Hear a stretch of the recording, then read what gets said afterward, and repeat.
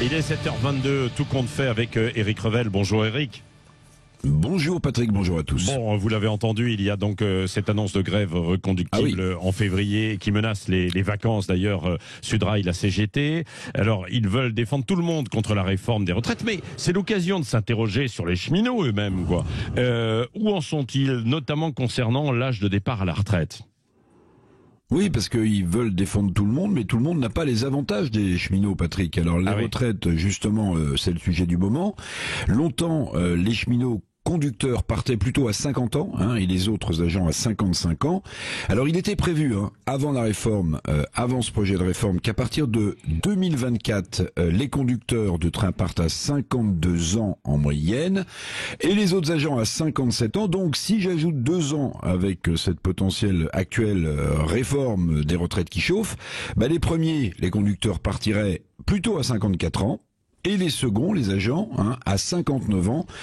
On est donc bien en théorie loin des 64 ans à taux plein pour 172 trimestres, réclamés peut-être bientôt aux autres salariés. Oui. Quels sont les autres avantages des cheminots ?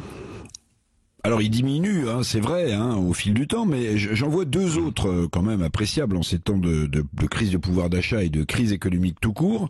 D'abord le cheminot, il faut le rappeler, il est fonctionnaire au sens où il ne peut pas être licencié pour raison économique, donc il conserve son emploi toute sa vie professionnelle. Il faut vraiment faire une faute grave pour être viré de la SNCF. Ensuite, autre avantage, alors pour lui, pour les retraités de la SNCF, pour les conjoints, les enfants de moins de 21 ans, les étudiants de cheminots eux-mêmes, leurs ascendants, oui, vous vous souvenez, ils voyagent avec des billets gratuits ou à taux réduit. Alors en 2019, Patrick, la Cour des comptes avait évalué cet avantage à 220 millions d'euros par an. 220 millions d'euros par an.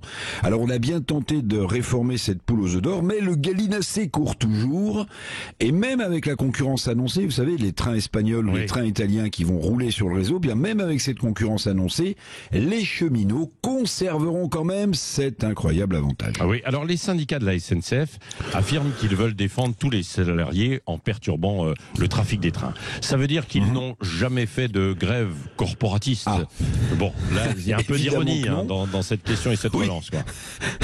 Évidemment que non, parce que en 2018, je sais pas si vous en souvenez, parce que dans la mémoire, une grève de la SNCF en chasse une autre. Mais en 2018, nous avons vécu la plus grande grève à la SNCF pour la remise en cause de ce statut du cheminot et des avantages dont je viens de vous parler. Résultat. Eh bien, depuis 2020, c'est la réforme du statut et seulement ça. Il y a que les nouveaux embauchés à la SNCF qui ne bénéficient plus de ce statut et des avantages qui vont avec. Ça veut dire qu'une immense majorité des 137 000 agents de la SNCF continue d'être adossés à ce fameux statut du cheminot et à ses quelques avantages. D'ailleurs, depuis que ce statut n'a plus lieu d'être pour les nouvelles recrues de la SNCF, la SNCF peine à embaucher, oui. Preuve que les avantages y étaient pour quelque chose, même s'il faut être honnête, beaucoup de secteurs, vous le savez, en France, peinent à recruter en ce moment de la main-d'œuvre. Oui, merci beaucoup Éric Revel pour toutes ces précisions.